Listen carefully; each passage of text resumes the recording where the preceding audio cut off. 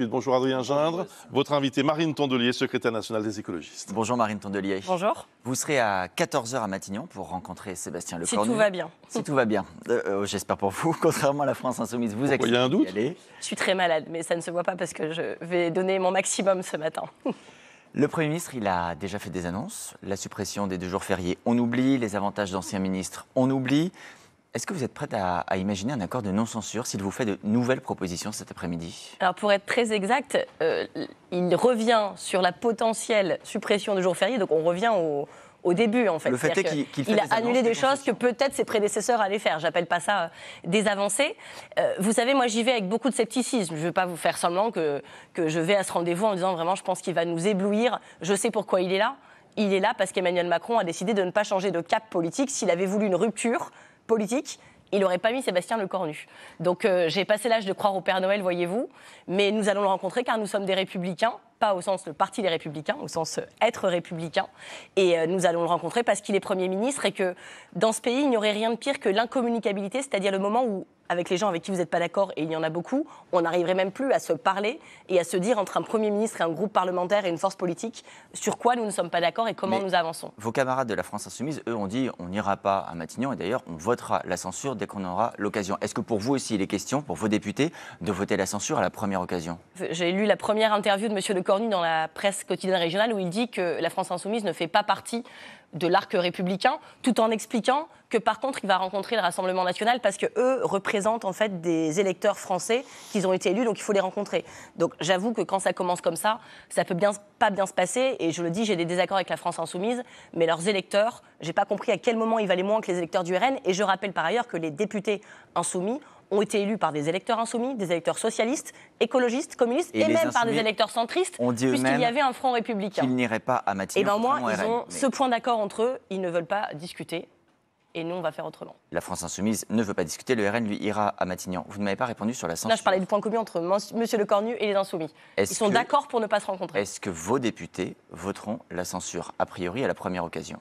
Alors, au moment où je vous parle, très sincèrement, nous n'avons aucun début de commencement d'argument pour ne pas la voter. Nous avons un rendez-vous, nous ne demandons qu'à être surpris, mais on y va sceptique. Les socialistes, eux, sont très convoités par le gouvernement, précisément parce qu'ils espèrent leur mansuétude pour pouvoir... Ils convoitaient aussi beaucoup le gouvernement eux-mêmes. En l'occurrence, est-ce que si les socialistes acceptent cet accord de non-censure, en clair, laisser travailler le gouvernement sans le sanctionner immédiatement, est-ce que vous considérez que c'est une trahison des socialistes ? On n'est pas d'accord parfois à gauche, mais moi, je n'emploie pas les mots qui fait qu'on deviendrait irréconciliable. Je trouve ça dangereux pour la gauche, mais aussi pour notre pays, pour celles et ceux qui attendent les mesures qu'on mettrait en place si un jour on arrive, si un jour on arrive au pouvoir au niveau national. Mais vous comprendriez qu'ils acceptent de ne pas censurer le gouvernement ? Moi, ce que je vous dis, c'est que je considère que M. Lecornu n'a rien à faire là. Il est illégitime. L'Assemblée nationale est très légitime, même si elle est compliquée à gérer parce qu'elle est très éclatée. Elle est le fruit d'une élection qui a eu lieu il y a un peu plus d'1 an, c'est pas beaucoup, et qui a vu une participation record depuis 1981 en France. Cette Assemblée nationale est légitime, ce gouvernement ne l'est pas. Donc moi, je pense que M. Lecornu ne devrait pas être Premier ministre. Je vais le voir parce que je suis républicaine. Il est fort probable que nous le censurions, sauf si tout d'un coup, il nous explique qu'il trouve honteux les 43 renoncements écologiques auxquels s'est adonné le gouvernement Bayrou. S'il accepte de taxer les hauts patrimoines et pas une petite taxe de je sais pas quoi de 2 milliards, nous on parle bien de la vraie taxe Zuckman, 15 à 25 milliards. C'est pas négociable. Il n'y a pas de discussion possible sur dire... Je viens de vous dire, je ne demande qu'à être surprise, mais j'ai passé l'âge de croire au Père Noël. Mais ça veut dire que si... Et pour les enfants qui nous regardent, le Père Noël, c'est très bien. S'il ne reprend pas vos propositions, vous ne direz pas nous on accepte de discuter et de renier sur nos exigences. On accepte de discuter, nous y allons. Mais vous savez, c'est pas à moi de faire des compromis. Il ne vous aura pas échappé que nous n'avons pas été nommés au gouvernement alors que nous estimions que nous aurions dû l'être. Bon, monsieur Lecornu est Premier ministre, on nous a expliqué que c'était un professionnel et qu'il allait y arriver. On le regarde. Mais la charge de la preuve n'est pas sur nous présentement. Demain, grosse mobilisation à l'appel des syndicats unitaires, plusieurs centaines de milliers de personnes attendues. Vous serez où demain ? Je serai probablement en train de manifester à Paris. Avec un risque très important sur la sécurité, si l'on en croit le renseignement territorial. La sécurité sociale des Français. Sur la sécurité aussi tout court des manifestants, puisqu'il est question d'activistes radicaux, de Black Bloc, 80 000 policiers et gendarmes sont mobilisés. Est-ce que vous allez avec appréhension dans ce cortège ? Mais je suis surtout un peu peinée du fait que vous couvriez cette actualité uniquement, enfin là, vous ne dites pas les Français ont décidé de relever la tête, ils ont décidé de se battre pour leurs droits. Vous dites, alors que les violences n'ont même pas encore commencé à possiblement avoir lieu, sur une que ça va être ça le du problème. renseignement. Non, demain, ça va être une belle fête dans ce pays. On annonce des mobilisations records avec un nombre de manifestants au moins aussi important qu'au moment de la réforme des retraites, parce que ce pays n'en peut plus. Et je vais vous dire, ce qui est violent dans ce pays, c'est que j'entends, je l'entendais encore précédemment dans vos chroniques ce matin, beaucoup de choses sur les ultra-riches, qui ont la chance d'être très très riches et d'avoir vu leur patrimoine multiplié par 7 en 20 ans. Patrimoine multiplié par 7 en 20 ans, des 500 plus riches de ce pays. Aujourd'hui, c'est en tout 1,128 milliard, c'est 2 fois le PIB de la Belgique. Et ils ont beaucoup de chance parce que non seulement ils sont riches, et en plus tout le monde se préoccupe d'eux toute la journée. Comment vont-ils faire s'ils doivent payer un impôt? Oulala. Pardon, Marine Tondelier, je vais quand même vous reposer la question. Si demain, il y a des débordements ou des violences, les droits aux chômeurs, ce qu'ont fait plusieurs gouvernements macronistes, quand on a supprimé les 5 € d'APL par mois aux gens qui ont l'aide logement, je n'ai pas entendu sur vos plateaux les gens disent « A-t-on bien demandé aux chômeurs s'ils étaient d'accord? Mais est-ce vraiment juste? Mais comment vont-ils faire ?» Je n'ai rien entendu de ça. Il n'y a que les riches que nous payons Marine dans ce pays.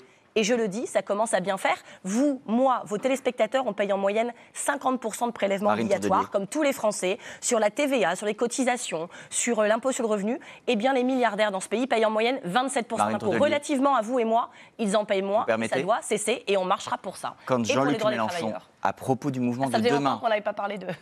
Pardon, il se trouve que c'est l'un de vos partenaires. Appelle à la grève générale, car elle peut allumer le feu à la plaine. Est-ce que l'objectif demain, c'est d'allumer le feu à la plaine? Il doit être fan de Johnny Hallyday.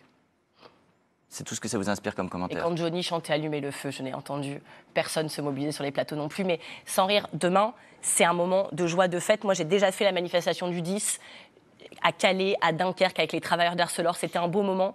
Et y compris pendant mes duplex, j'étais dans une petite fenêtre en bas et sur toute la largeur de l'écran, on voyait des policiers se mobiliser comme si j'étais en contact direct avec des policiers qui étaient à 500 km de moi. Donc en fait, je trouve qu'il y a un traitement médiatique qui commence cette problématique. Je le dis, on a passé toute l'après-midi sur une façade de restaurant en feu, ce qui est déplorable, en expliquant que c'était des manifestants. La procureure de Paris dit en fin de journée qu'en fait, c'est des policiers qui, évidemment, par inadvertance, ont mis le feu. C'était pas ma question, mais on a entendu votre réponse. Oui, c'est ma réponse et ça devient préoccupant de ne traiter la contestation sociale que par l'angle sécuritaire. Marine Tondelier, un mot également. Et j'en profite par avance pour condamner toute forme de violence, ce que j'ai toujours fait, vous le savez. C'est entendu. Un mot également à propos de la date de lundi, puisque lundi, ce sera la conférence de l'ONU pour la reconnaissance de l'État palestinien. Olivier Faure, du PS, a proposé à cette occasion d'accrocher le drapeau palestinien au fronton des mairies. Est-ce que les maires écologistes arboreront le drapeau palestinien à cette occasion sur leur mairie? Mais beaucoup le font déjà. Je vous rappelle que la maire de Besançon a hissé un drapeau palestinien en juin dernier, que la préfecture lui a demandé de le retirer et que la justice lui a demandé de le retirer. Et que voilà, elle l'a fait quand même et je pense qu'elle a eu raison. Et je vais vous dire, je trouve que quand on regarde encore sur votre antenne ce matin ce qu'il se passe à Gaza, c'est-à-dire l'UNICEF qui nous dit qu'il y a 10 000 enfants à Gaza City, même pas dans toute la bande de Gaza, juste à Gazaville, et donc il y en a partout encore plus. Il y a 10 000 enfants qui sont en train de crever de faim, qui ont besoin d'un traitement urgent pour une malnutrition aiguë. Ils sont en train de mourir sous nos yeux. Ce qui se passe à Gaza, c'est un miroir tendu à l'image que l'humanité se fait d'elle-même. Je ne parle même pas de ce qui se passe en Cisjordanie, où la colonisation est en train de s'accélérer. Et donc, on a vraiment une maladie française qui est que face à tout ça, nous, on polémique entre nous sur des drapeaux. Mais en fait, les drapeaux palestiniens n'ont jamais tué personne dans ce pays. Quand on les hisse à la façade d'une mairie, l'armée israélienne, oui, et tous les jours. Merci beaucoup, Marine Tondelier. Merci, Adrien Jeanne.